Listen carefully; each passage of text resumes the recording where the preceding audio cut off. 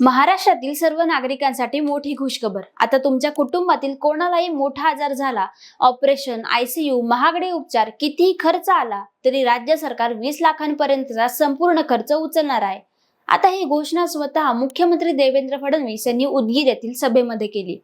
ही योजना नेमकी कशी काम करणार, कोणाला फायदा होणार आणि पॉलिसीच्या दृष्टीने हा निर्णय काय दर्शवतो, आज आपण सविस्तर समजून घेणार आहोत। नमस्कार मंडळी, मी कृतिका आणि तुम्ही बघत आहात नीतिकट्टा। सध्या महाराष्ट्रात महात्मा फुले जन आरोग्य योजना अंतर्गत आजपर्यंत 5 लाखांपर्यंतचे उपचार मोफत मिळत होते। पूर्वी यात 1300 आजार कव्हर होते, नंतर हे वाढवून 2400 आजारांपर्यंत मोफत उपचार उपलब्ध केले। पण काही गंभीर आजारांवर खर्च 5 लाखांच्या पुढे जातो, 10 लाख, 15 लाख, 20 लाखांपर्यंत। म्हणून आता सरकारने ठरवले आहे की 9 गंभीर आजारांवर 20 लाखांपर्यंतचा संपूर्ण खर्च राज्य सरकार देणार आहे। यामध्ये कुठले आजार आहेत हे अधिकृत यादीद्वारे जाहीर होणार आहे। आता फायदा कोणाला मिळणार आहे? मुख्यमंत्री फडणवीस यांनी स्पष्ट सांगितले की रुग्णांचं रेशन कार्ड कुठलं आहे, आधार कुठला आहे, रुग्ण कोणत्या घरातून येतो आणि हे काहीही पाहिलं जाणार नाही।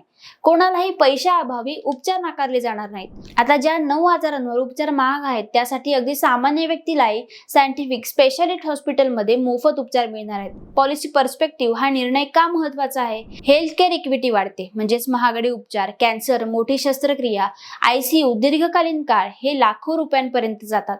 गरिबी मध्यमवर्गीयांकडे हे खर्च करण्यासाठी क्षमता नसते। 20 लाखांपर्यंत मोफत उपचार हा निर्णय आरोग्य सेवा सर्वांसाठी समान आरोग्याचा मोठा टप्पा आहे। आयुष्मान, राज्य सेवा, ड्युअल सेफ्टी नेट, केंद्र सरकारचे आयुष्मान भारत आरोग्य मंदिर यामध्ये प्राथमिक ते मध्यम स्तरावरील उपचार मोफत मिळतात। आता राज्याने त्यामध्ये गंभीर महागड्या आजारांच्या कव्हरेजची भर घातलेली आहे, म्हणजे राज्यातील प्रत्येक कुटुंबाला आता डबल सिक्युरिटी कव्हर मिळेल। हेल्थ केअर मध्ये सरकारचा थेट आर्थिक हस्तक्षेप आहे। उपचारांची किंमत 5 लाख, 20 लाख अशी वाढवणे म्हणजेच राज्य सरकार आरोग्य क्षेत्रात मोठा आर्थिक भार घालण्यास तयार होत आहे। यामुळे खासगी रुग्णालयातील खर्च कमी होतील, गरिबीमध्ये ढकलणारे मेडिकल डायनॅमिक्स कमी होईल। म्हणजे सभेमध्ये बोलताना मुख्यमंत्री म्हणाले की जोपर्यंत मी मुख्यमंत्री आहे, लाडकी बहीण योजना सुरूच राहणार, ती बंद होणार नाही। या योजनेतून 1 कोटी लखपती निधी तयार करण्याचे लक्ष्य आहे।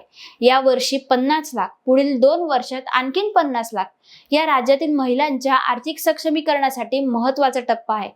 मुख्यमंत्र्यांनी सांगितले की देशाचा 65% GDP शहरात तयार होतो, पण वर्षानुवर्षे शहरांकडे दुर्लक्ष झाले।